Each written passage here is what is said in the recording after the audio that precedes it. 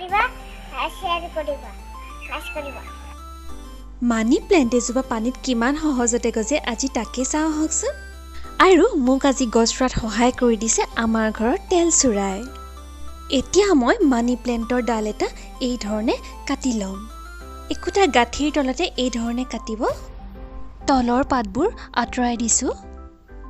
এই ধৰণে কাটি লৈ আপোনালোকে মানি প্লেণ্টৰ ডালটো মাটিতো ৰুব পাৰে মাটিটো খুব সহজতে হয় মানি প্লেণ্টজোপা এতিয়া এটা পাত্ৰত পানী লৈ এই ধৰণে ডালটো ৰাখি দিব আজি এই কামটো আমাৰ তেল চৰাই কৰি দিওঁ বুলি ক'লে আৰু তেল চৰাৰ নিৰ্দেশনতে আমাৰ ঘৰৰ সকলো মাই দেউতা সাগৰিকা হৈ থাকিবলগীয়া হয় ডালটো ৰখা পাত্ৰৰ পানীখিনি ৩-৪ দিনৰ মূৰে মূৰে সলাই দিবলৈ নাপাহৰিব আৰু প্ৰায় ১০-১৫ দিনমান ৰখাৰ পিছতে এই ধৰণে শিপা ওলাবলৈ আৰম্ভ কৰিব একেবাৰে কম যত্নতে আৰু সহজতে হোৱা গছ এইজোপা গছ খুব আন্ধাৰ কোঠালি য'ত বাহিৰৰ পোহৰ একেবাৰে নপৰে মাত্ৰ ইলেক্ট্ৰিক বাল্বৰ পোহৰহে পৰে তেনেকুৱা ঠাইতো খুব ধুনীয়াকৈ জীয়াই থকা দেখা যায় গতিকে নিশ্চিন্ত মনে আপোনালোকে এইজোপা গছ ৰুব পাৰে মাৰ্বেল কুইন মানি প্লেণ্টজোপাৰ ডাল এটা এই ধৰণে পানীত ৰাখি থৈছিলোঁ চাওক কিমান ধুনীয়াকৈ শিপা ওলাইছে